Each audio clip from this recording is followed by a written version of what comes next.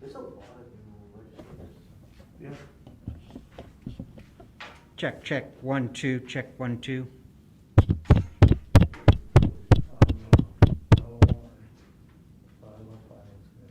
Yeah, well, Yeah, yeah. good. And John Marshall knows himself on it. No. Yeah. Our last meeting we had on Monday, Duffert, he's actually doing us a favor. He said because now that there's 4 of us, he said, well, all that's doing now is making us require a 3rd signature. Right. He said, I've got no beef with just pulling myself out. He said, I truly don't mind. Really? So. Yeah, no, he was gonna be on the equity committee and stuff, so he probably had enough going on. Yeah, so he, No, I didn't know, that's good. Your audio name. I mean, it's not, he's fine, it's so now there's only 3 of us. Evening. Hi. You know what I'd really like to do? Move that table here so I can spread out. I was thinking if we had all those tables I that know, are I wish there we out had- here. I wish we had all I those saw those tables. when I came in, I was like, that'd be nice. I want to do Yep. that.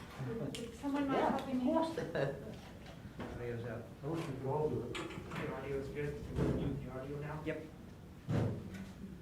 No.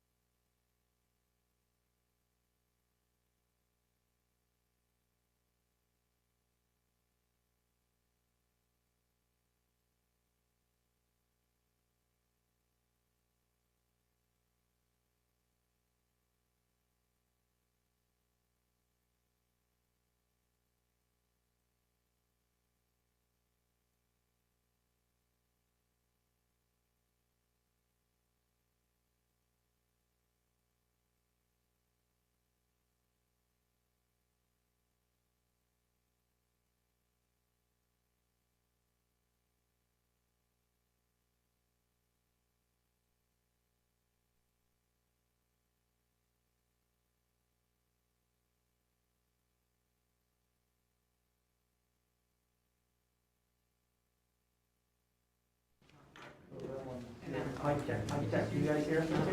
No, there's one. Thank you. That's pretty good. Is that where you I are? do know who I am. Sometimes. Must be out west with the clouds and that is. This one looks like a snake. I don't see a Jason. I'm really gonna- you guys have to do that later. That's what I see, where is it? Carolina, Spain, I guess I'll. I'm just gonna put it in the. Yeah, that's pretty cool. Oh, we need to do it, we need to do it. Are you ready? Nate? All right, welcome everyone to our December 16th board meeting.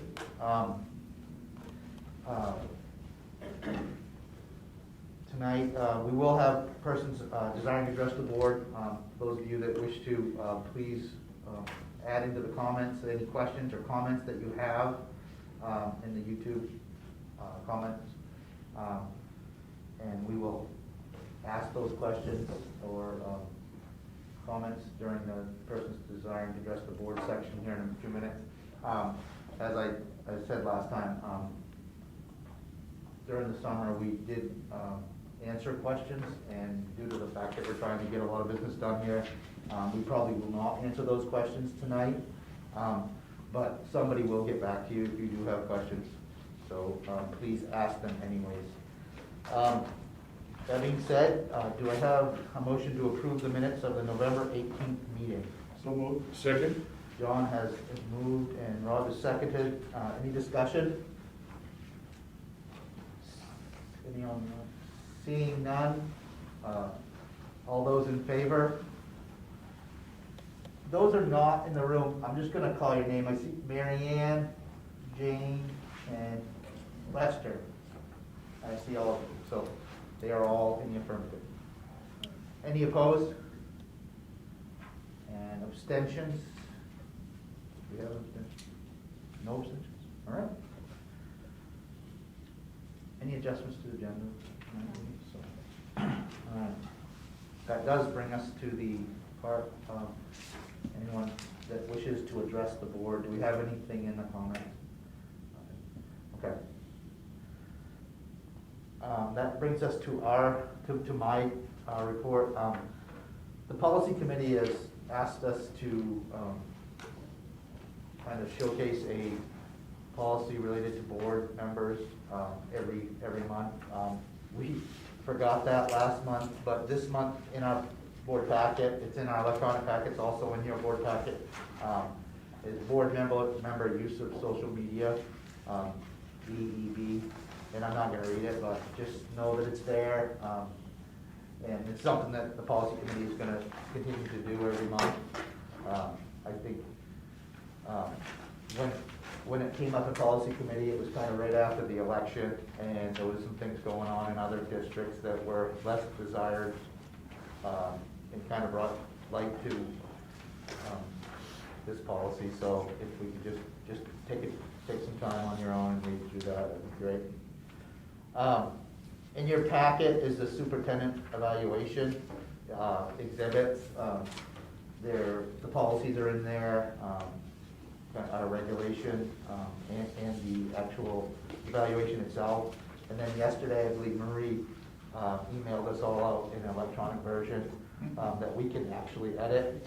And oh, you did? Was that just to me? May have sent it to you. Oh, okay. Regan and I had talked about it yesterday, and I thought she sent it to everybody. She will tomorrow then. She's sending a Word document out to everyone so that you can edit that. And I believe the way we've done it in the past, and Rob, you can correct me if I'm wrong, because you'll be the chair of that, you are the chair of that committee. We want those sent to you. In the past, we've sent them to Gloria, so would you, if they are sent to Marie, then she can just forward them to Or you. copy me, or whatever, Yeah. if you won't collect them that way. And if anybody wants an actual hard copy of that, they can stop by the office. You don't have any of those with you tonight, probably, do you? I don't have time. No. But you can stop by the office and get one of those and then return it back to Marie and she'll get it to Rob. So have you want anything on? them electronically sent to Marie? Probably preferably Rob, yeah. because then she's just gonna forward them to Marie, and, Marie's just gonna forward it to Rob anyway, so. And, do you have anything else you wanna add on to that, Rob? No, that's how we did it. All right, When do you want that done by? I don't know. Tomorrow morning. I guess it depends on when you guys wanna meet, so I'm assuming you probably won't meet until the first. Probably the first of the year, given the holiday coming up, and, you know, if we gave folks till, the end of maybe the first week of the new year, that would be more than enough time. Right, yeah, if you had them by that first Monday of the year, then I would assume that you We guys. can convene and meet after that. Yeah. All right, and the last thing I had was, in searching agendas from other boards, we've seen some different agendas that, and one of them included having executive sessions prior to meeting, so I just wanted to bring up and have a short discussion about possibly having our executive sessions at 6 o'clock. I know if that affects the Ed committee the most, they would have to make some adjustments there, but, so that we could get that executive session out of the way earlier in the meeting, and then give us more time so that we're, you know, especially if we have a lengthy executive session and we're not here until 10:30, 11 o'clock at night. I mean, so what I would envision would be that we would start our meeting at 6 o'clock. We would have to start our full board meeting at 6 o'clock, call it to order. And then we would go into executive session, and then, depending on how long that was, if executive session ended up ending at 6:45, then we would have to come back into regular session, take a short recess, and then we would begin the rest of our meeting at 7, so that folks that wanted to join us remotely could do that. Of course, if we had a lengthy executive session and it lasted 7:15, then we would just have to come out when we were over and go into our next session. But I just wanted to have, it really is, it's up to the group how we would want to do that, but it's just an idea. Yeah, my only thought on that is if, let's say we only needed 10 minutes, Yeah. and most people were planning on arriving at 7 when the full board meeting might resume, usually folks leave and don't come back. And maybe that's different with the remote meetings where they can just kind of dial in, but that's probably why we put it to the end, but I do appreciate Yeah. we run, and then we don't necessarily have a time limit, but sometimes it's nice to have a time limit. Yeah. No, and it's nothing we have to decide on tonight. I just want to bring it up, and we could think on it, and maybe we could bring it up again in a different board meeting if something. Yeah, yes, Jim. Well, we don't actually have that many executive sessions. No, we don't. And so it would only be for those occasions that we had an executive session. Right, exactly. I can't give you an exact number, but it seemed like on the order of 20% or a little less. Yeah, I was gonna say, we might have 5 or 6. executive sessions. Yeah. I think we're gonna be having a rational coming up though. Yeah, with negotiations, we'll have one to inform us of negotiations and things like that. And maybe that, to Rob's point, maybe that meeting doesn't always have to start at 6 but I don't wanna, maybe, if we envisioned only a short executive session, we could start at 6:30 or something, but, like I said, just something to keep in mind, and I don't wanna decide on it tonight, I just take it home and think on it, and we can come back to it. Well, we also have to factor in travel time, or maybe not, again, with remote meetings, but if we have guests or professionals joining us for those meetings that can't get here by 6, but they might be able to get here later, again, we can figure it out. Yeah, just thinking of ways to. On the other hand, they don't want to get home at midnight or 2 in the morning either if they leave here at 10:30, so. Right. All right, that brings us to personnel. Okay, tonight I will be announcing the resignation of Sarah Devine, a kindergarten teacher at McGraw School. And I will be recommending the following coaches for approval tonight. And would you like to take those as a slate? Sure. The first coach is Marcus Dunn, assistant ice hockey coach at Hamden Academy. He went to school for 4 years at Hamden Academy and has played 3 years of club hockey at University of Maine for a stipend of $3,577.83.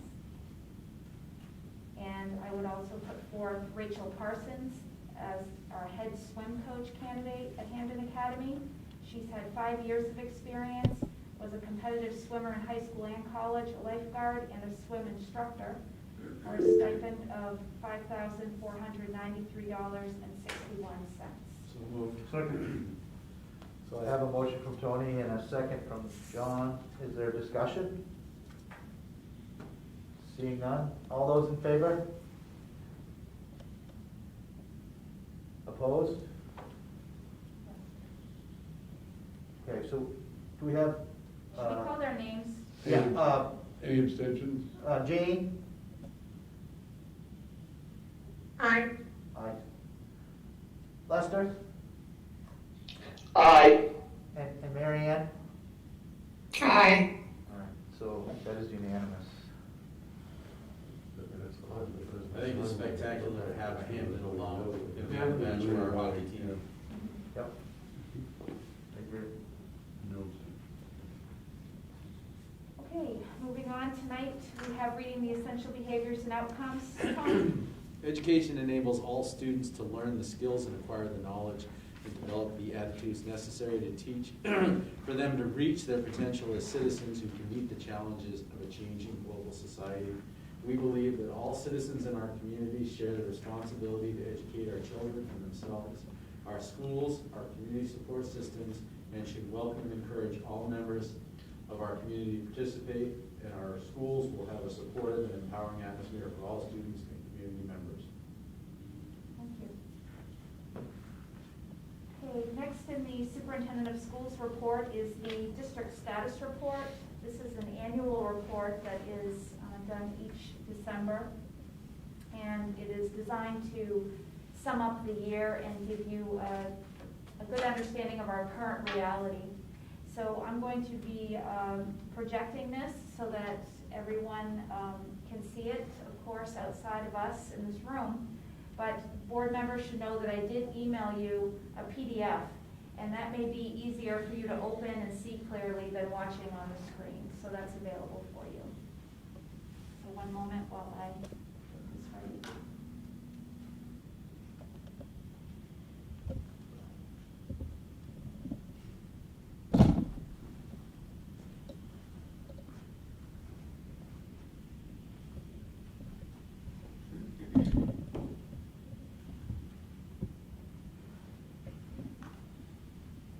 So folks out in the crowd, can you see that? Just give me a thumbs up. Okay, great. So it's my pleasure tonight to go over many of the aspects of RSU22's current reality and where we've been. And because of the superintendent transition this year, the report will reflect back on our prior strategic plan, but it mainly focuses on what has been occurring since July 1st when I came onto the superintendency and Tina entered the assistant superintendency. As you all know, it's been a complete team effort to get school off the ground this year, and we've had many reports about things that we have found as challenges and have met the obstacles. But tonight I think it's good just to take a step back and look at some numbers with you and some priorities. So we'll just dive in. And is everyone able to see on their computer if they want the PDF up? Are you all set? I don't know where it is, but I can see up there. I can see it. If you go into your email, Oh, you just sent, just okay. go into your email, Just and on. it Okay. says district status report, Oh, yes, got it. and it should pull right up for you. It did, thank you. You bet.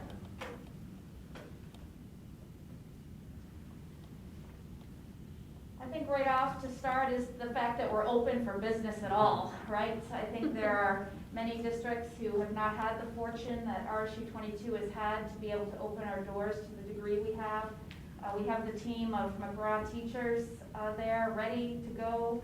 And I just want to celebrate the fact that so many groups of people, too many to name because we talk about all of them every board meeting, but it's been phenomenal to see an organization pull together to get through the thick and thin. And that's what I would describe it as, trials and tribulations, but we're here. Thank you. This is a district dashboard, and I'm going to go ahead and zoom in just a little bit on it so that people can see. Those of you with a PDF up, you probably can see it a little better. Just want to give you some numbers. So our enrollment right now is 2,289 students. We were closer to 2,400 as we ended the prior school year. We have 1,921 hybrid learners, so those learners are coming 2 times a week, and they're assigned to a cohort. We have remote learners, and I was asked this question just tonight. We have 125 elementary remote learners, 72 middle school, and 171 Hamden Academy remote learners. They're still having full tilt school, they just aren't attending in the building, and our cadre of remote teachers is up around 20 if you count the teachers that might just be teaching a remote course for us, but it's been wonderful teaming, but very hard work. And I just spoke with a remote teacher today, just to give me an inside scoop and really get the understandings from that side of the coin. And it's a challenge. It's stressful. It's stressful to see that the families need to learn all that they need to learn to run school, but also for teachers to learn how to deliver it. So we're all working together there. We have 152 homeschool students. Typically, we're running around 80 to 90 homeschool students in RSU22, so it is up this year with people's selection to go that route. We have 69 tuition students or superintendent agreement students in our district. Our Hamden Academy tuition students are up by 2 to 3 students, so that's wonderful that we held our own with tuition students coming to Hamden Academy. I'm going to move now to a breakdown of our demographics. Our ethnicity is 91.7% white, with 8.3 Black, Indigenous, or people of color, and you can see a breakdown by student numbers for each of those categories.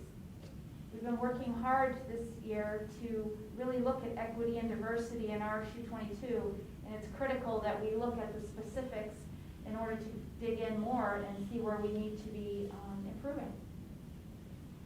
Gender, we're at 1,091 females to 1,198 males, and our free and reduced rate is 27% district-wide. There are certainly schools that are higher and lower. Our highest is 50%, and that is in Winterport at Smith School. Going to the next column, our finances, we run a $34 million budget. We had a 68% pass rate for our budget this year. Our state subsidy comes in at a little over $20 million, and 67% of our essential programs and services is funded by the state. So that's important for you to know, because as we go into our next budget cycle, if the state decides they're going to reduce subsidy in any way, RSU22 takes a significant hit on that, whereas some lighter receivers in the state may not have such an impact. Truancy cases, we currently are monitoring 16 cases of truancy. There are various levels in those steps. We have a very rigorous procedure that we follow. And the state expects us to be calculating chronic absenteeism, and our rate is 8.9%. We do have 198 students that we are literally watching regarding chronic absenteeism. And you can imagine that it is a challenge to make sure you're monitoring people who are in remote school and have them attend to what degree we can manage to monitor it. Student achievement, I am going to show you some numbers in a moment, but I just want you to understand right now we're actively, we've completed NWEA and other benchmarking assessments already this fall, so we got right out in front of that to make sure we knew where our students were. We have curriculum-based assessments. You would know those as your math chapter test, right? Your reading prompt or writing prompt that you need to complete. And then we have formative assessments. Teachers are looking every day at what the students are doing and making decisions about what they're ready for next or what they need intervention on. I'd like you to know a little about our achievement of our employees. In our teacher ranks, we have 109 master's degrees in RSU22, and we have 10 national board teaching certifications, 3 of which just happened this week. So we're happy to celebrate that very recent accomplishment. Before I move, any questions about the numbers? Wondering? If it's not on here, fine, but I'd love to see the breakdown of these same, like ethnicity and gender and all that as far as teachers are concerned. Okay, we can do that. I don't have that. No, I'm sure, but it'd be great to see it just because I But we do have think. it, actually, so. I'll Yeah, bring it. awesome. Yes. Are we gonna get a report on our NUIA scores, like ours and like the national trend, to see how hybrid learning is affecting the scores? Sure, so let's do it. We don't have to do it today. Oh, just I'm going didn't- to. Let's go ahead. We don't have the Loaded. national norm. You asked for it, man. No, we don't have the national norm. But we do have this report of NWA, and I think that the Ed Committee has looked at these scores, and we need to preface this, and Mary Giard out there, jump in, of course, principals. These are, you don't have this in your PDF, but I'll go as large as I can. These are our fall results, and we aren't comparing these to anything in this chart. So it's just raw data, it's very new, so I'll just go ahead and tell you that Tony, overall, I'm just gonna speak off the top. Nationally, there was expectation that scores might tank, and that there was concern that the achievement of these students who had been in March to June without school, except we did get remote school up and running in RSU22, but nationally would have a challenge. What we found is that certainly students have had some degree of challenge with that level of remote learning, but our scores have come back relatively strong. So these are combinations of the average, high average, and high scores that were achieved in their most recent NWEA.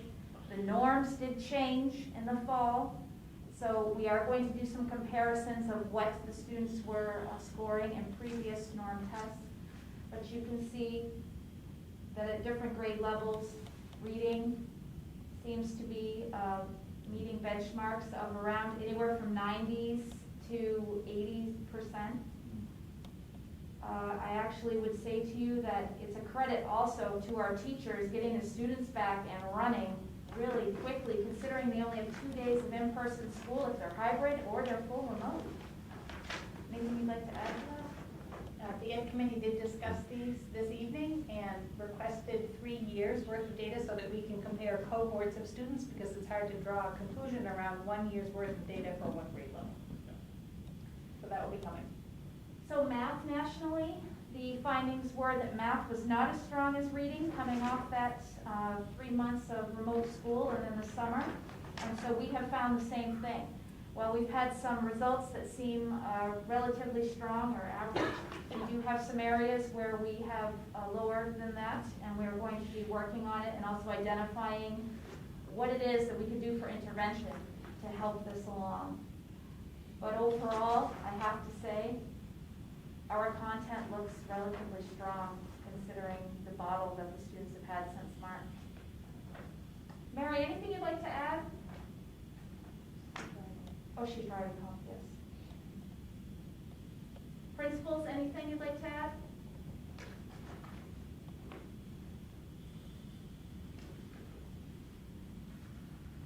Thank you. You're welcome. Thanks for asking. So, to carry on with the presentation, I wanted to look back at our strategic plan that we had from 2017 to 2020. And we had 4 major goals in that strategic plan. One was to improve individual student engagement, also to provide adequate resources to support our mission, to ensure effective governance to achieve the mission, and to ensure effective communication and public relations.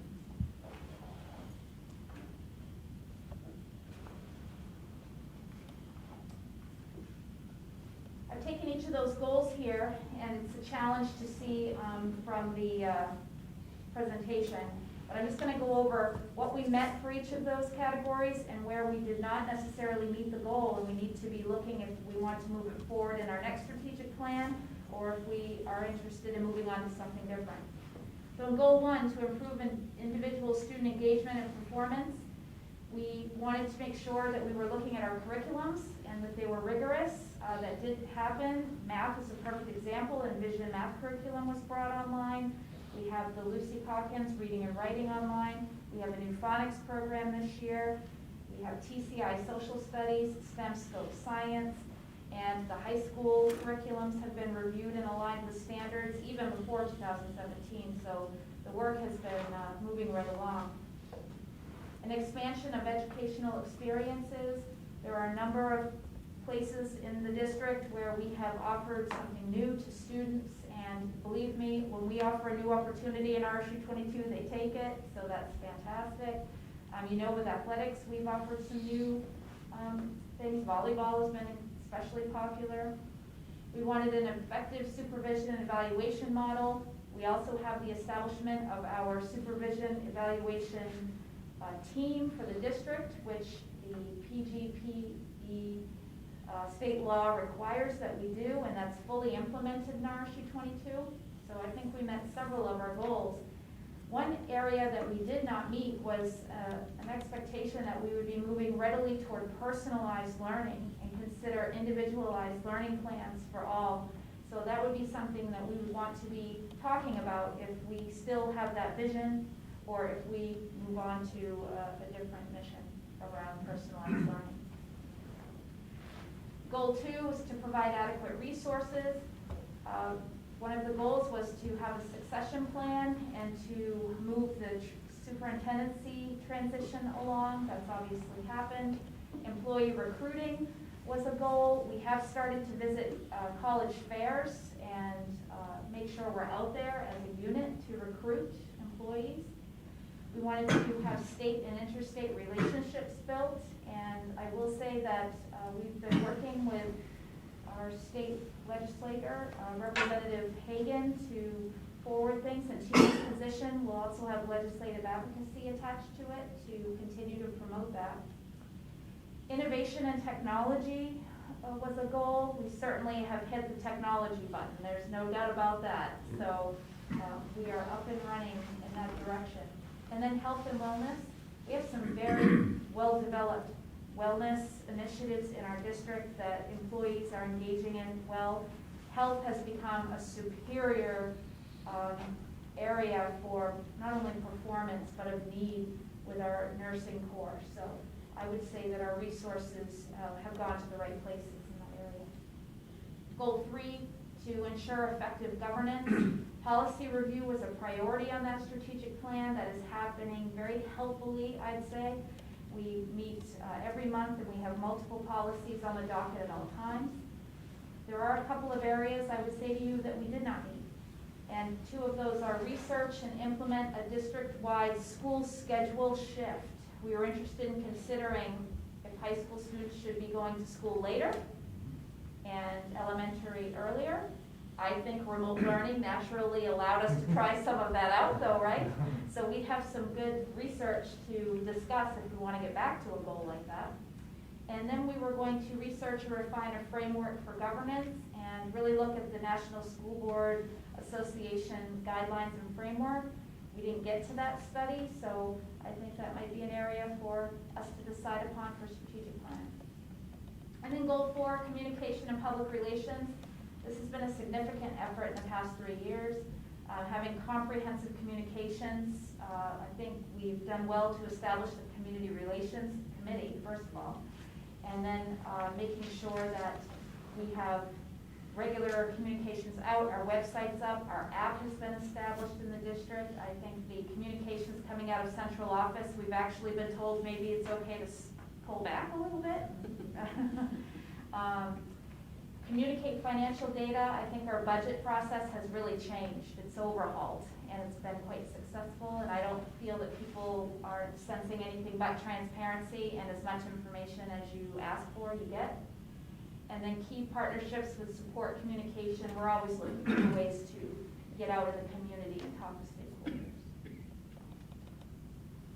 Any questions on that, or different views, or?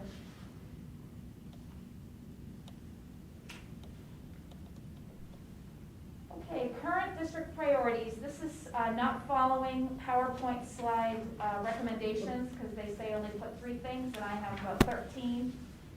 But sometimes you just need to say it. Our current priorities right this minute are safety, wellness, reopening, remote and hybrid instruction. That's what we've been about for months. And we have had a safe student and staff return. Our reopening committees, 4 of them, were very active and continue to have their documentation reviewed and used as the stepping stones for what we do next. Equity, diversity, and inclusion efforts are very active. We have an equity audit that has liftoff.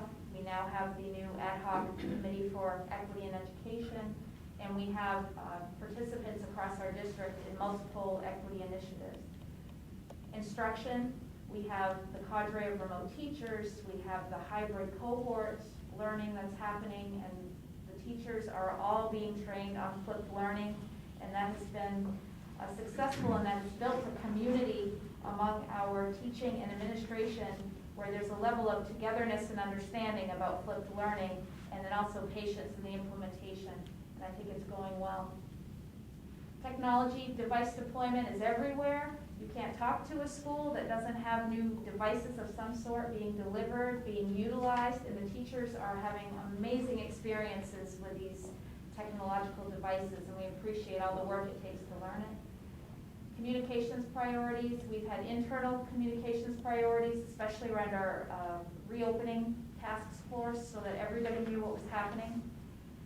But we've had massive public relations efforts, and I'm sure many of you have experienced us trying to send the letters and utilizing systems so that you would know what was going on with our app and our website. Resource allocation, we've really tried to understand what employee needs are. PPE has been ordered and executed along with the technology. Board committees and development, I think we're growing our board committees, and that's really exciting, and we look forward to future board development. We already have a session this year, which we're going to be continuing to make sure we kick off, and we'd love to know what your needs are so we meet them. And then response to intervention, RTI, is a state-required instructional framework that we have always had in RSU22, but we are going back to renew it coming out of our administrative retreat. So you'll hear more about that, and it's going to be a real initiative this year in RSU22. Safety was a priority. You can see there that our reopening committees were a priority, but our personnel, our facilities, transportation, and the day-to-day interactions have all had to be discussed, monitored, practiced, have procedures in place for these things. And the details have not gone unnoticed by a number of teammates. I would say that our administrators, our nurses, custodians, school nutrition, everyone's job has literally changed, not to mention teaching. Completely new world. But safety's at the heart of it. Our instructional model has also changed. We have the cohort-based hybrid, the remote teaching cadre, and if you're a remote teacher, you know that there are 15 other remote teachers out there with you, but you also have students from both schools in your class, potentially, so you're working with both, all 4 towns. And we also have different groups that they have to join, so they're staying calibrated with everyone else. So it's been a real job to get this off the ground, and I commend all those that took part in that. Flipped learning emphasis has happened. Everyone is completing modules in flipped classroom by December 23rd. And about 95 people participated together on Thursday nights in a flipped learning workshop 4 times. So that's amazing. We're using data to inform our instruction, so those NWA results you saw, we'll be looking at on data walls along with other benchmark assessment. And we also have much team collaboration going on. So we have initiated BAR at the high school, as you've heard about. We have PLCs in our K-8 schools. We have grade level teaming all of the time. Grade level teams are very active in keeping things running. Educational leadership is another aspect to where we're at right now. We've had the superintendent transition. I completed the listening tour, and those who will be involved in strategic plan will hear a lot about the listening tour details. But I will tell you that we have distilled it to major categories that I'll be doing a presentation to you on. And I think it's clear that we have some improvements to make in some areas, but some willing people to be on the ground floor to build it. And so that's very exciting. Our assistant superintendent role has taken a dramatic shift, and we're working heavily with that role to be involved in instruction and principal coaching, along with legislative advocacy and social media presence. So I think that's come along very well. We had our first administrative leadership retreat with our new team this year, and that was very successful in distilling what priorities we would come into the year with. And our reopening committees with our wellness and nursing teams, I give credit to for amazing leadership. Equity has really taken off, and hence the rocket. I would say that to have a school get underway in the way it did, and to continue to hold our feet to the fire for this level of initiative liftoff is a credit to the passion that's in this district to keep this moving forward. We do have the equity audit process. We do have the ad hoc committee. We also have attending at Cultural Competency Institute, which happens on Monday nights once a month. We have civil rights teams in all of our buildings this year. We've had public forums, as you know, and multiple book studies that have gone on and will continue to. Technology. I have not even probably managed to put everything up here that has been deployed, but we have devices galore that are coming, and I think at Nate's last report, we're expecting 456 devices very soon, if not some of them are here. But those all need to be taken care of, to be deployed and imaged and managed over Christmas vacation. So I want to say thank you now to the people that will be on holiday here doing that work, along with some students that we've recruited to help the community by doing some public relations work that way. Platforms we're using, you've all experienced these. If you are a parent in our district, Google Classroom, Seesaw, teachers have had to learn this and load them up with information. We have handwriting platforms for students to practice handwriting remote. We have PowerSchool, which is managing so many details of the students in a teacher's day and requirements.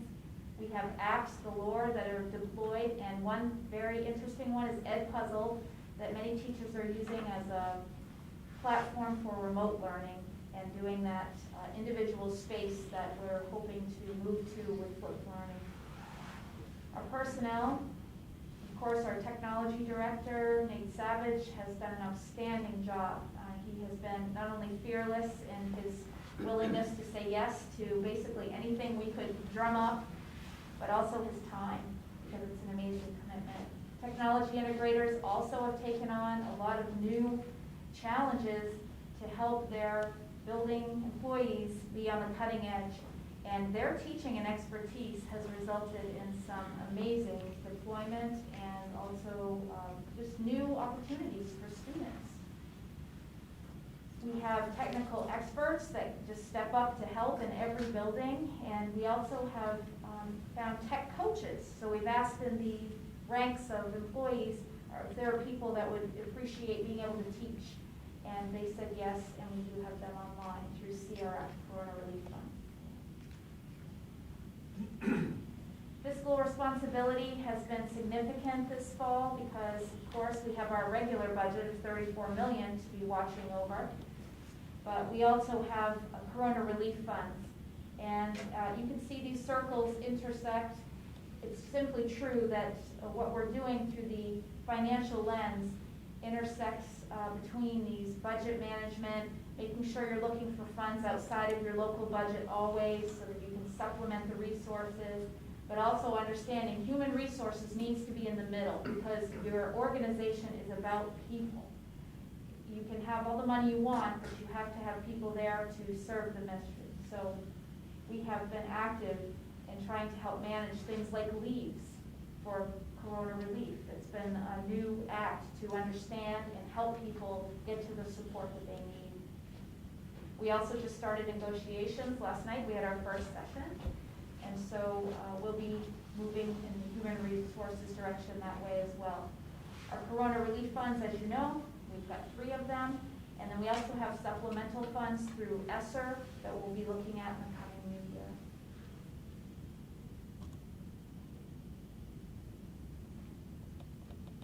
This number is our teachers' years of experience.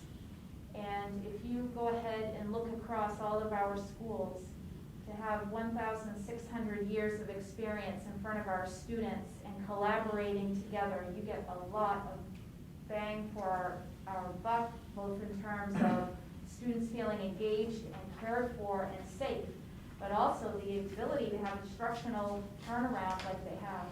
So I really want to credit the teachers and their expertise that's before us, because it has given us the success. And when you look at those NWA results, you know that's been going on. Some other numbers that are interesting. $4,220,000 was allocated to RSU22 through Corona relief. That's just since September. 36,587 meals have been delivered or picked up. That's not what we're serving at school.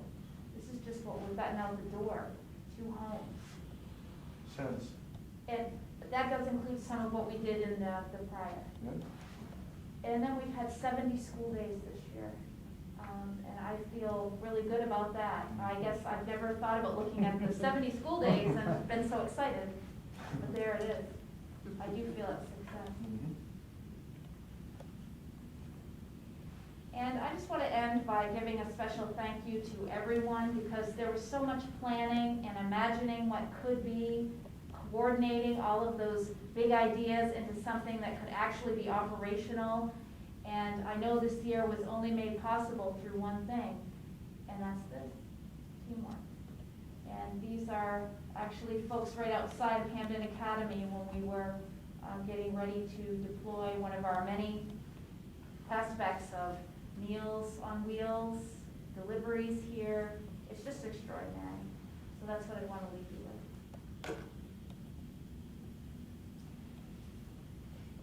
Any questions?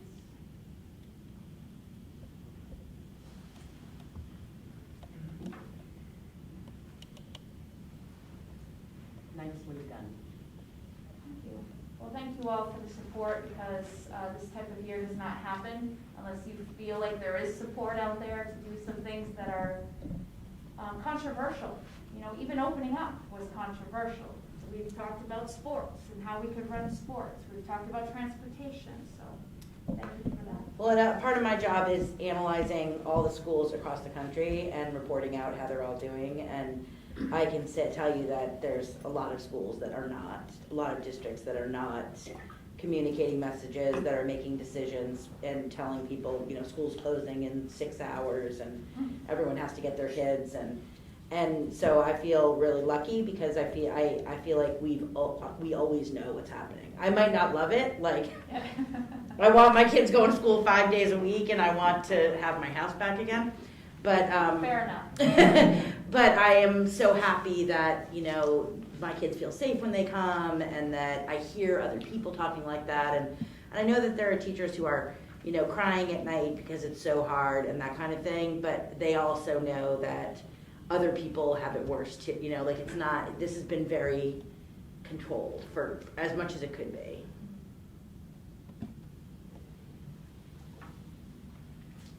Well, thank you for that. And what I'd like to do at this point is just hand out to you the beginnings of the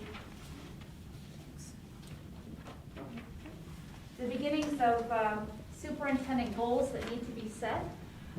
This is my preliminary thinking with the evaluation committee.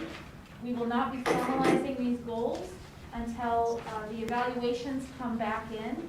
And if there are areas for improvement that need to be prioritized, of course, the goals are going to shift to make sure that I'm addressing those areas. But if I were to tell you now what I would prioritize to move towards, that's what you see there. And then we'll shape those further to a final point. Thanks so much.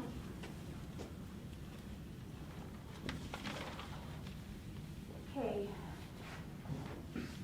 So, we will be sending out the superintendent evaluation tool, as Heath said, and we'll make sure you have that tomorrow. And if you have any questions on the district status report, just let me know. So you do have an assistant superintendent update, and Tina might want to just give it to I us. just want to highlight that the word of the day is progress. And we are celebrating that. I don't want to think that I don't want you to think that there's a disconnect between the reality of our progress in the classroom, because we know that we aren't there yet, and we don't expect people to be there yet. This is a journey, and it takes time, and people are investing a lot of time, effort, and energy, and we're celebrating that. So I'm really proud of, as our administrative team, they check in at every staff meeting, and we talk about what's happening for student engagement, and it's getting better every single day. And so the word of the day is progress. Thank you for your patience. Okay, at this time, I'm going to move to the monthly report for finance. And what I can say to you, you should have that in your folder, is that we're tracking very well with our budget. We're at about 59% of our school year is remaining, and 54% of our fiscal year remaining. So you can take in context with the numbers you see on the financial report that we're tracking quite well. I do want to let you know that Article 5, which is student and staff support, houses many things that I think will go over budget this year. So I'm going to give you some examples. Technology. Although we've had an amazing amount of corona relief funding for the technology, there are aspects of it that the CRF will not cover. So, for instance, if you want to buy the devices we do, we also like to have warranties, because that saves you in the end. But the warranty cost isn't covered by CRF, so we'll be taking that on.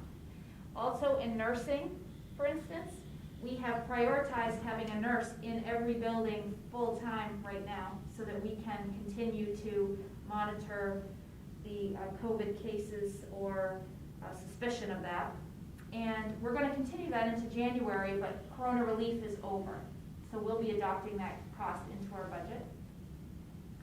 Then we also have assessment, curriculum costs, and we're seeing every week the teachers are saying to us, oh, we found a new resource that would really be helpful to us. Will you support us in doing this? And we're trying to say yes.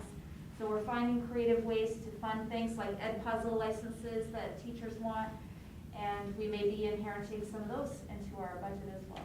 But I'll keep you informed as we go along. Anything you see on the financials that you have a question about?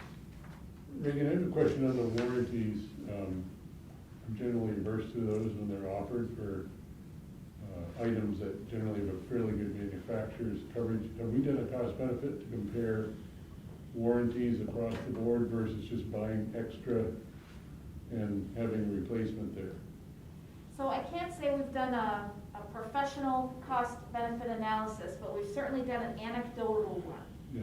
And when you're giving devices to children, the experience that we have is that repairs are plentiful. So it seems to us that for some devices it's worth it. But I certainly think that's a fair study to be doing, especially with the number of devices that we're now going to have. We're going to have to look carefully on where it's worth it and where it's not. And so it's not a defect warranty, it's more of it's a repair or Yes. like a maintenance warranty almost. Correct. Yeah. And let's have Nate add in anything, because here you are. Yes, I'll add that some of the warranties, depending on the manufacturer, also include accidental damage. Yes. And they'll cover so many accidental damages per device, which is nice. And we can buy into that education buying power. Apple's a good one for that. Got it. Yeah. Additional cost wasn't mentioned is the licensing fee. The That's- teacher calls me and says, hey, I want to install this app on all the first grade iPads. I can't go to all the first grade iPads. They don't have the time for that. So I buy a measurement license, and that allows me to sit down and in 20, 30 minutes, I can scope that out to all the iPads that the teacher wants to have, and that's one of those fees that isn't necessarily covered by the code grant, but essential to the program. Right, got it. Thank you. No problem.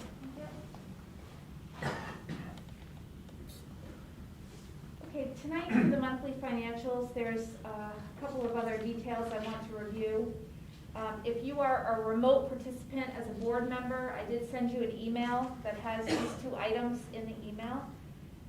One is a memo of emergency expenditure. You did receive one of these memos last month as well, because due to corona relief timelines, we have not been able to have the time to bid, or we might have had time to bid, but you don't have enough distributors who can bid within the parameters you need it. So we needed it by December 30th to be utilized in the district. So we have a situation where there are two different contracts or agreements with Apple and Flamingo. They are computer distributors, of course, where we did sole source procurement, so that's listed there.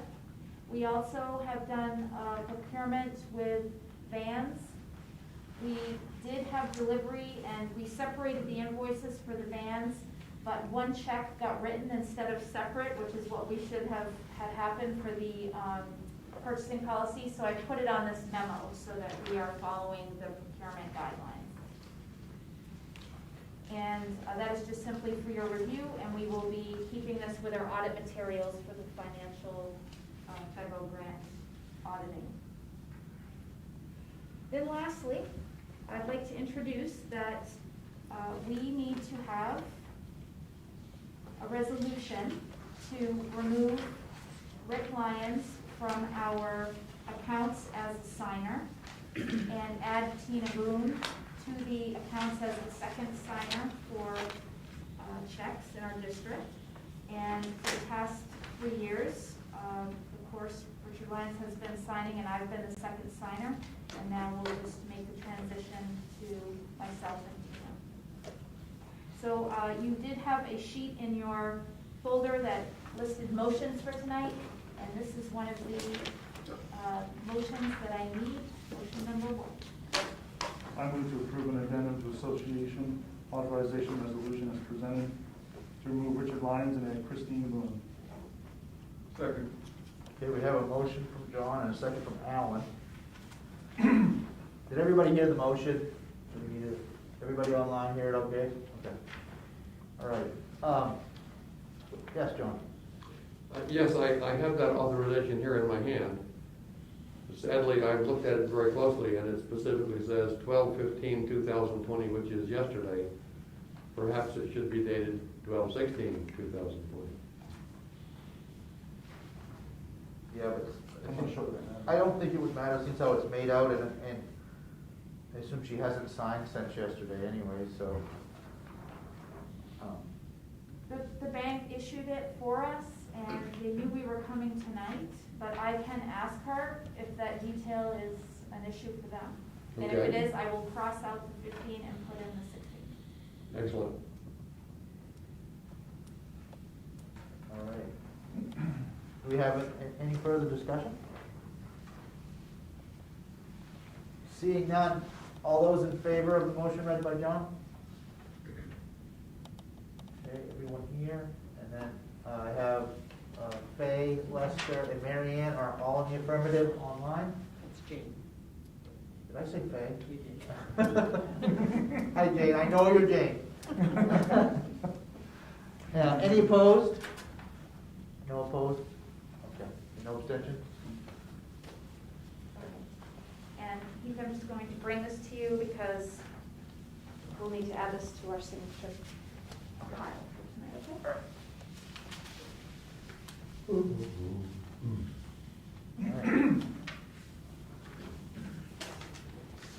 So does that And that concludes my report. Okay, that brings us to the question of board members. Do you have any? Okay, we have, we'll go with John then? Go for it. Go ahead, Faye. I have 2. One goes to Nate. Nate, where are those, the new computers that you have coming in, where are those being dispersed to?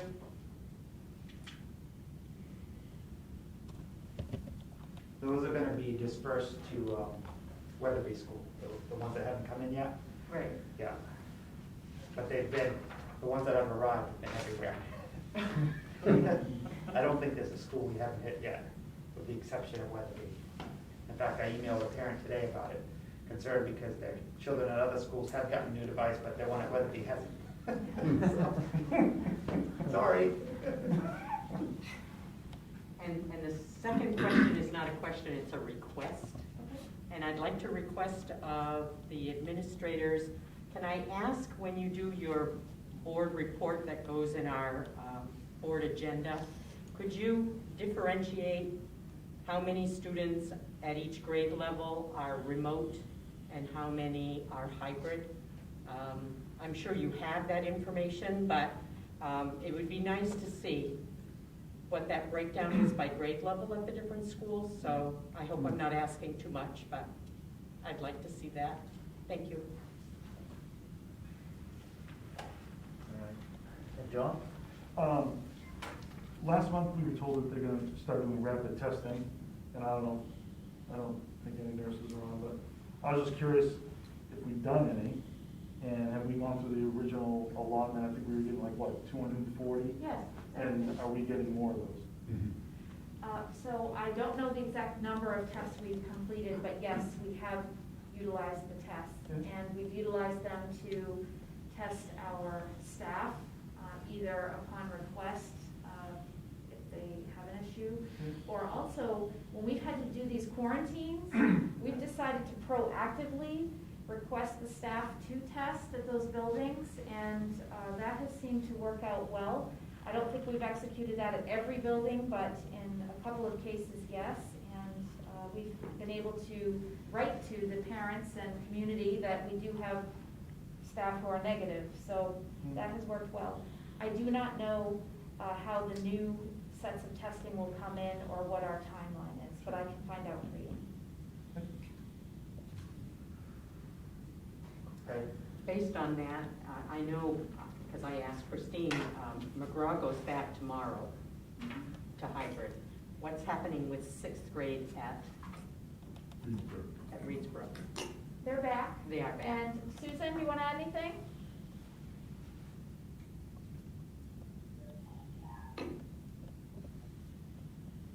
There you are. I'm having trouble playing the button, sorry. I got cut out a little, so I didn't quite hear what the comment was. Sixth grade being back, how's it gone? Oh, great, we're so grateful to have everybody back. I was walking through the sixth grade homerooms the other day, the first day they were back, and they were very cute, showing me some of the things they had done, including a spooky Spanish video they had watched while they were at home, which I watched and I agreed was very spooky because there were dolls in it, and I find dolls to be very scary. So they are, they're sixth graders, they're awesome. So everybody seems to be doing well, and we were appreciative of being able to just send out pods because we were able to keep people in the building, and that I think I met with some eighth graders and they're like, we have positive cases in our building, and I'm like, okay, well, I guess it didn't affect you, so you didn't know anything about it. But even that they were able to just see school going on normally while the rest of us are scrambling doing contact tracing made me feel like it went as well as it could. All right, I can see Mary Ann has her little Google hand up there. Okay. Oh, we can't hear you, Mary Ann.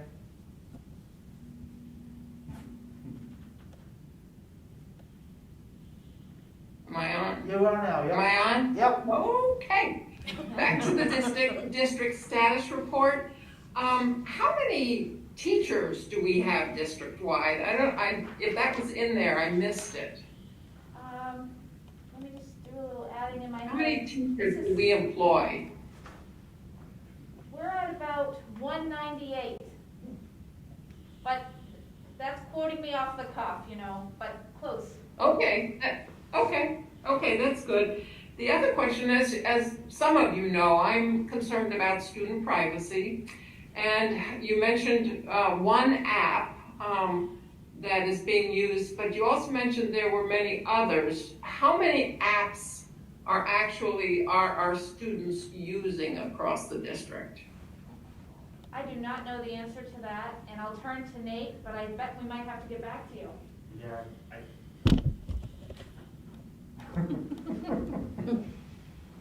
Okay, I'd appreciate that. I'm really concerned about what we ask our students to log on to and how well we're monitoring that, et cetera, et cetera. So that would be good information. Thank you. Do you have anything you want to I add? don't really, I know they're using a lot. I've background checked the ones that we're endorsing and supporting and training staff members on our learning platforms, as well as the ones that branch out from there.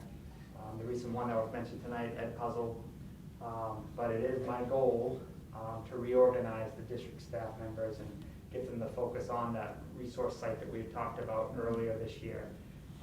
And if their app or resource is embedded, and on that, to go through and bring it by the technology office, my attention, so that we can vet it and make sure it is safe for our kids. But they're not, when kids log on to a lot of these sites, they're not using their names, or they might be using like their first name and their last initial, or just their first name. Sometimes it depends on. Right, but there is other data that is collected. Location services, are those disabled on most of the school apps? No, they're not. A lot of the apps need or require some of those to function, so. All right, Tony? So I have about 240 kids come through my office every week. And I ask every single kid coming through, how's hybrid, how's remote, what's your school doing? And I'm seeing more and more schools that are adding days, specifically Brewer. They're going every other Wednesday with their cohorts. Their kids are getting back to school 3 days a week. A couple of the coastal communities, they're going back 5 days a week now. I was kind of curious if we were, I know we're spacing CDC and everything, but I was wondering if we had considered any options to get our kids in school more days. We haven't started the conversation about additional days. And one of the reasons that we haven't, of course, the social distancing is the most significant issue, but it's really the learning around the flipped learning and the teacher collaboration that they've told us we need to have this time to plan and get this online in the way that we need to learn it and execute it. So we've prioritized that. I think your question is a fair one, and I'm not familiar with coastal communities going back 5 days, so I'll look into it. I just had a young lady in today, Pema something or other, but they're going Okay. back 5 days a week. All right, Yep. thanks.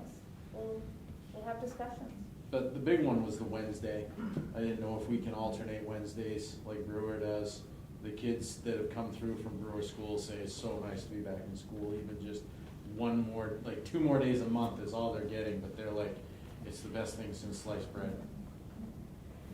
We have seen that effect, that the students really want to be in school. Yeah. They just love school in a way that we haven't seen before, so, thank you. Be careful what you wish for. That's right. All right, is it anybody else joining us virtually? Jane or Lester, nothing? All right. Brings us to questions of committee chairs, where we're not going to be reading committee reports. Does anybody have anything that they've read in their committee reports that they have follow-up questions or anything that they'd like to ask the committee chair? All right.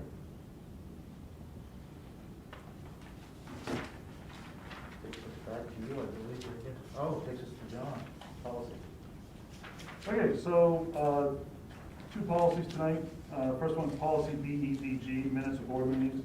This is for second reading. We just cleaned it up a little bit, added a legal reference. I think that's it, other than cleaning it up. So with that, I move for second reading, approval of second reading and adoption. Okay, so Second. we have a motion from John and a second from John. We have Tina here, who's in person tonight, so I can say that. John Kocho was first? Second. I'm the second. So we have any discussion? All right, so this is for second reading, so Yep. all those in favor of BEDG for second reading as written? Okay, and all three of our members online are in affirmative? Any opposed? All right, abstentions? Okay, that's unanimous. The next one is for first reading is policy JHB, truancy. The one that's in the folder, it doesn't have all the corrections in it. We did change some pronouns, so those aren't necessarily reflected in what you have in your folder, but they will be in the second one for sure. We did add the bullet C there to reflect, I believe it's the law change. And you can see we struck out the sentence below that. But we are going to be adding something about that the superintendent does need to let us know, but it's only after several interventions have been unsuccessful that they're required, to let us know. So we'll be adding that again, but this is just for the first reading. I move for the approval of first reading of GHB truancy. We have a motion from John. Do you have a second? A second from Alan? Second. Nope. Oh, you were late last time. Oh, well. All right, any discussion? The word regulations will be changed to procedures. All right. Seeing no additional discussion, all those in favor of policy JHB for first reading?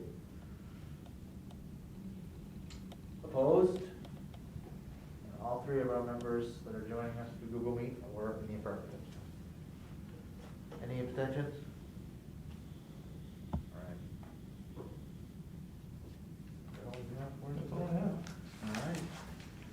Brings us to old business, the energy bill. Okay, so you had quite a bit of information in your board packet, but I'll sum it up and then ask for your pleasure about whether you need more information or not, because we do have two resources available to us tonight if you like. One being a lawyer around the contract, and one being an energy consultant around the notion of net energy billing. Net energy billing essentially says that RSU22 will purchase energy credits from a solar energy producer project. And as we need our own electricity here in the district and we purchase it, if the cost of our electricity is less, we get a credit back on our bill. And these projects are not only happening quite readily, we have been actively pursued, and if you might remember, we were involved in one of these projects already. We had signed a letter of agreement for a project, and it was not fulfilled. So what I did was talk with our energy procurement specialists that we use for liquid fuels, and they were able to get us involved in a different set of projects. This project actually has better terms than the first project we had signed the letter of agreement for, so that's good news. And so that you can understand that our projects are across two counties. So CMP covers Waldo County, and Versant covers Hamden and Newburgh. So the reason that you see multiple contracts is because we will not only have to sign with Versant and CMP separately, but we're also joining different projects so that we get the net energy billing credits that match 70% of the usage we expect. You never want to buy 100% usage of a net energy billing project, because if you buy less, then you're already at a disadvantage. So I did put the PowerPoint in your packet, and I don't know if you've had a chance to look at that or not. I can take you through it if you like. We can bring on an expert if you like, or if you feel that you know enough from our previous work at signing the letter of agreement, we can move forward to discuss the motion, if there is one to be made. Make a motion, we move forward. All right. Motion?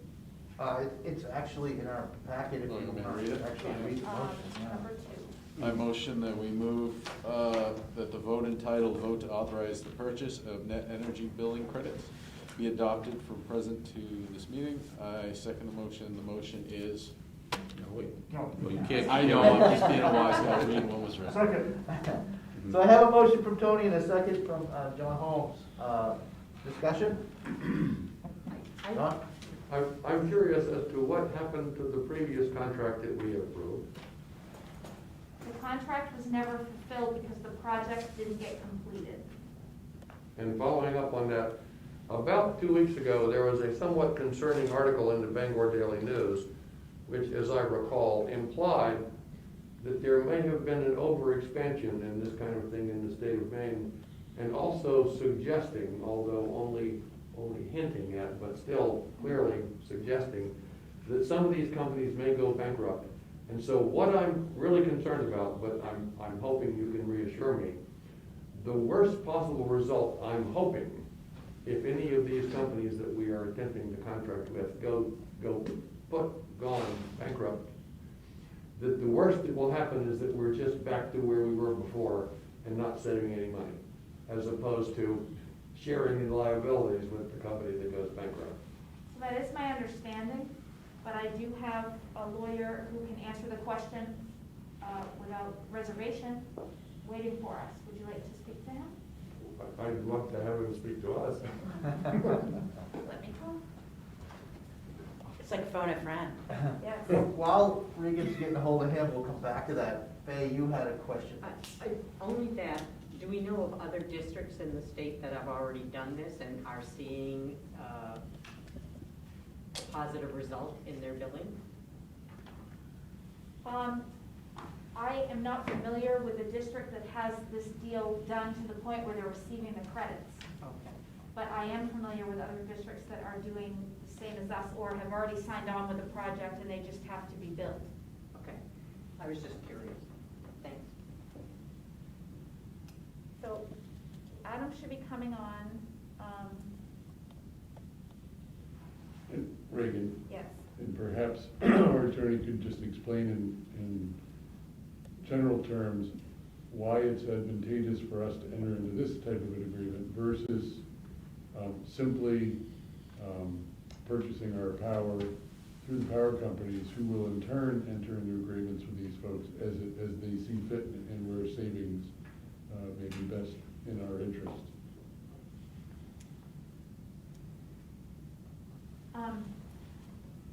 I'm gonna have to admit that I couldn't do two things at once, so while I was talking to the lawyer, I was speaking in general terms while he said our best. Then stop chewing the gum while Right there you're with saying. That multitasking day. Right, so he's having a challenge with Google Meet, so he's calling my phone. So I'm gonna put him up to the owl.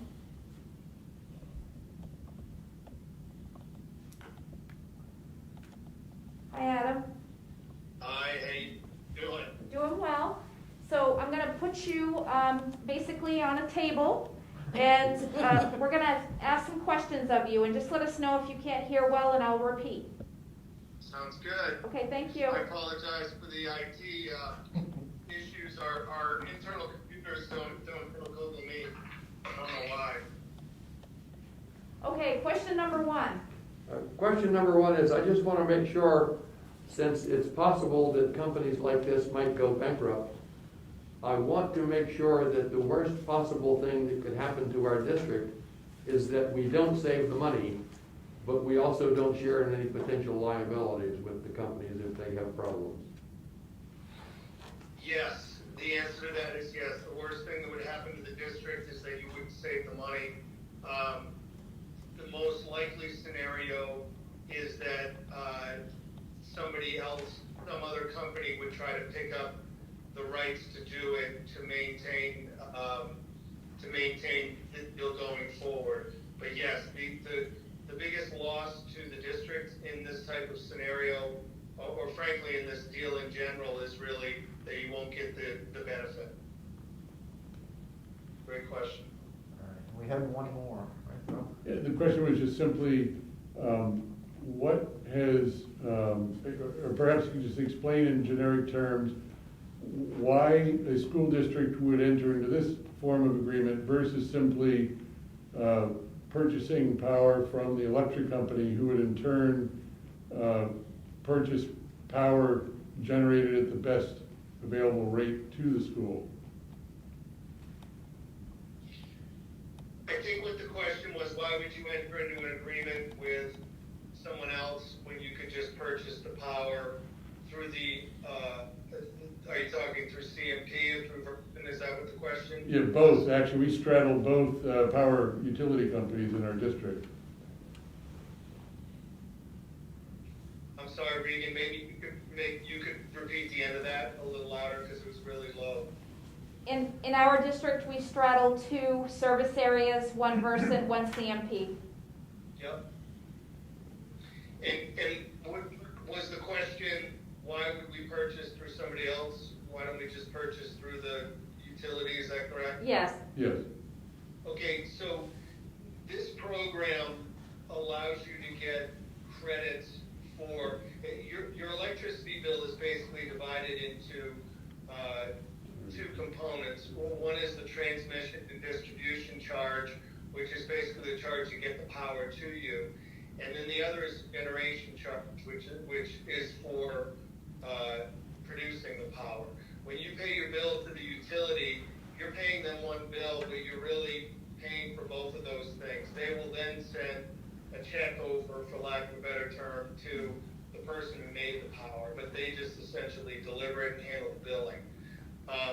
So there isn't really an opportunity to buy from somebody else. I mean, you can certainly enter into another separate agreement with somebody, but this program, and I know you got been through some meetings on this, so I won't belabor it too much, but it was essentially set up to spur these types of projects to lead to more renewable projects coming in. You're essentially paying them, they're producing the power, you're paying them for the power, but the credit you're getting can be applied not only to that, but also to your transmission and distribution. So that's why the incentive is so high to make to make such savings. The whole reason of this happening, and people look at it and say, why is this happening? Is this too good to be true? Well, it's being done to spur development in this sector, is the main reason being done, and it'll probably almost assuredly be either scaled down or canceled within the next couple of years because the development is being spurred. I mean, these projects are happening all over the state right now.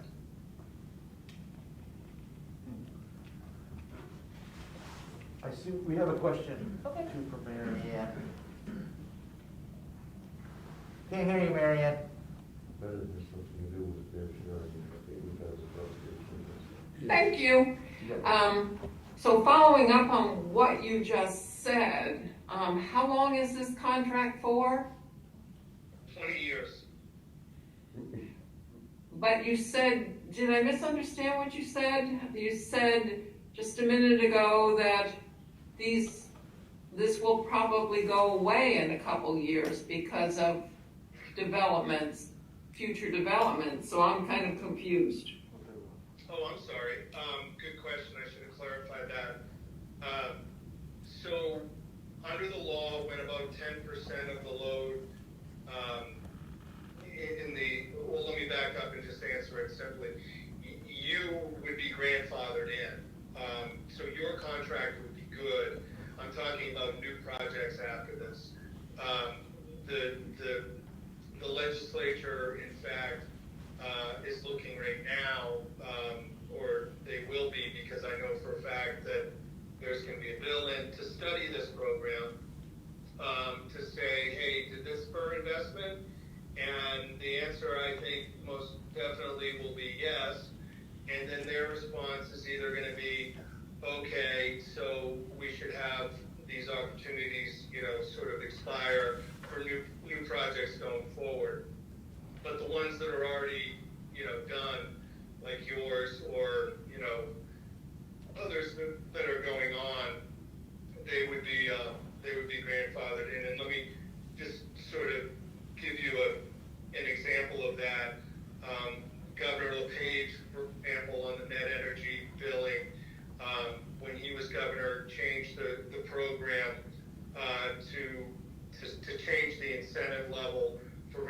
officials, because before this was only done for people in their residencies. There wasn't, the large scale projects that you guys are looking to get into. And even in that scenario, the folks that were already into the previous program were grandfathered in. Thank you. I have a follow-up question for Regan. So I was reading through the contract and it looks like it's billed and credited on a monthly basis. So will we be seeing that in our monthly financial reports? The actual details of this program? We wouldn't typically be seeing the detail level because the financial reports will certainly show the savings in the utility lines, but we wouldn't be bringing the distinct detail of how much unless that is of interest to the board and you'd like to start seeing that level of a report. We would be discussing it at our finance committee because that's the place where we usually go in deeper into what levels of revenue we're receiving or what type of expenditure we're no longer having to make.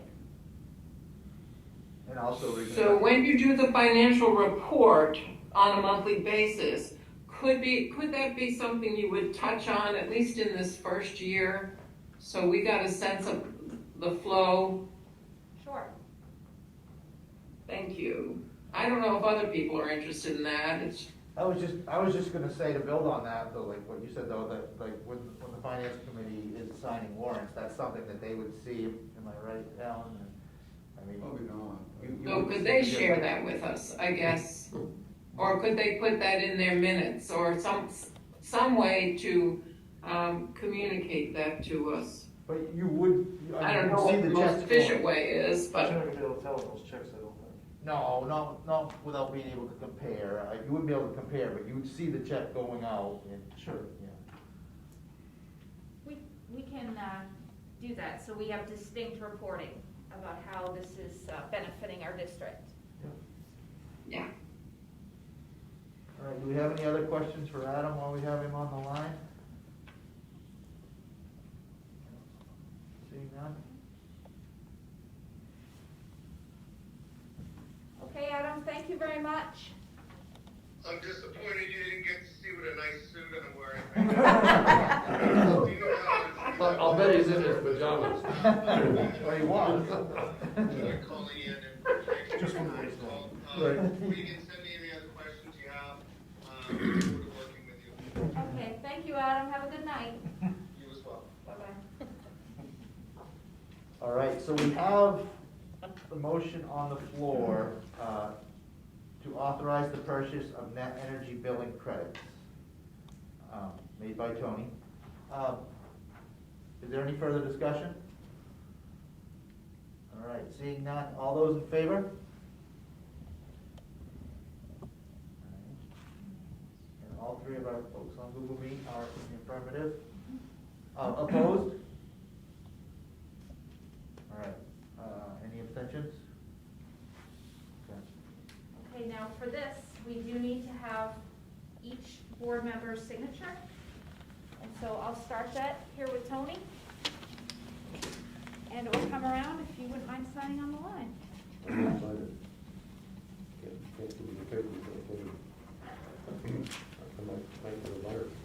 Thank you all very much.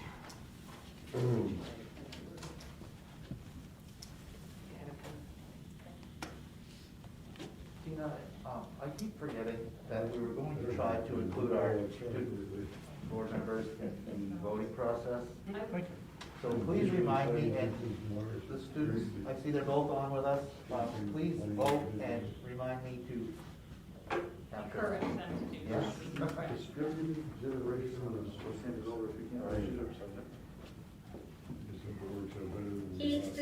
Does Regan need us to come to the superintendent's office to sign those? I bet she does. So I do need signatures, but I was thinking that, I know some of you are quarantining, so I thought it might work that we just drive it over, have somebody sign on their porch, and call it good. We'll call I it don't have a good. pen with me. Oh, Okay. I can't wait to borrow. I can stop by Friday, would that be too late? Probably should. No, I think that'd be We'll fine. use hand That sanitizer. would work well, thank you, Mary Ann. Oh. Could you hear me, Mary Ann? Wow. But you Very could. well. Yes, thank you. I'll stop by Friday. Thank you.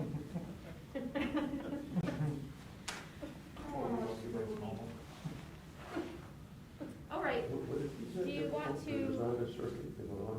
keep going or hold until everyone's signed, or what's your pleasure? I think we can start. Turn it on, you can shut it off. So the next item is new business, and this is to discuss and act on a tax revenue anticipation note.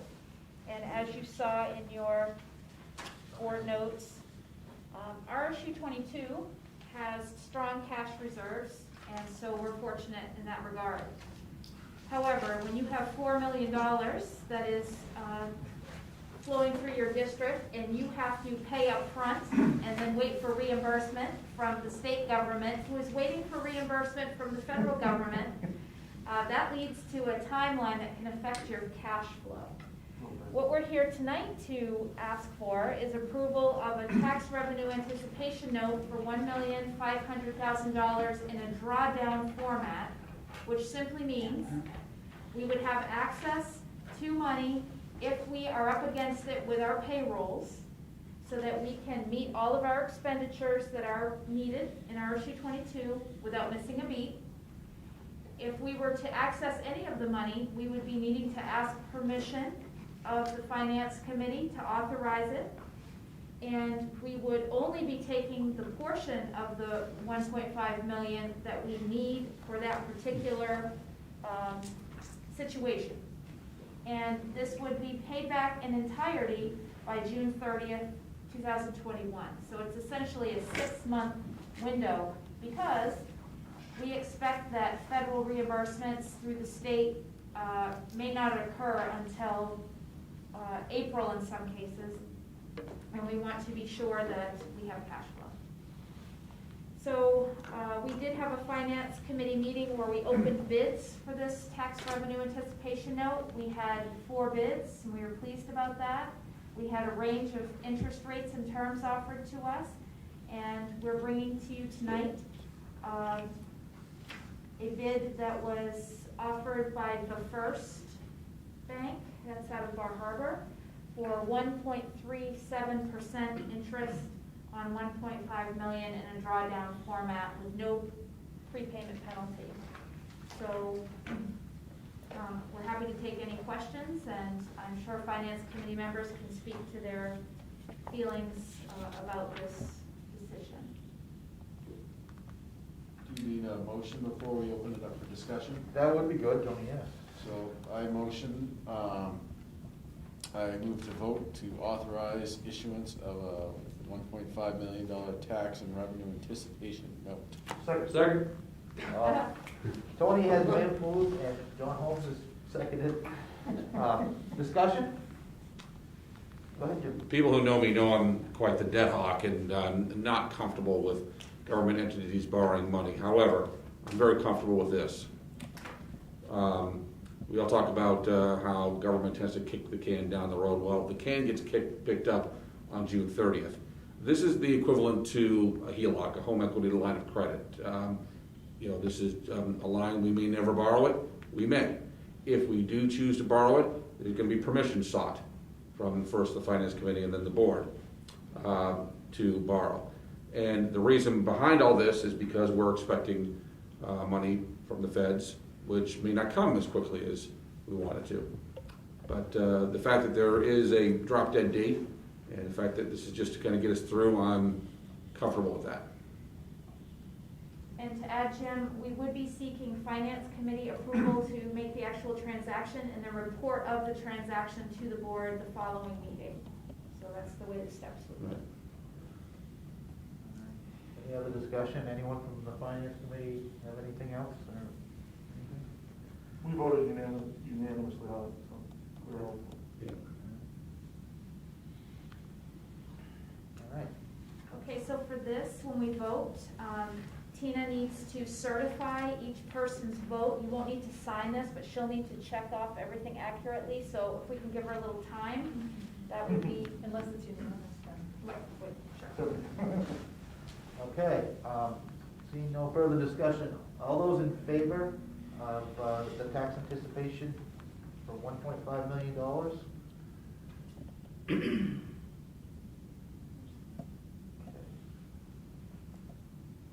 Jim, are you?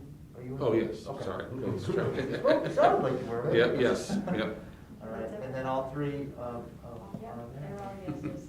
They're all yeses, and I see one student, what about you, Jacob? He's in Yeah. favor also. He says he wants his share of the 1.5. Opposed, is there any opposed? Or abstentions? No abstentions. Good. That makes it easy. Thank you all. And just know we're not alone in this. There are at least 15 other school districts that have already moved out on this. It's really just an insurance policy for cash flow. Okay. Great.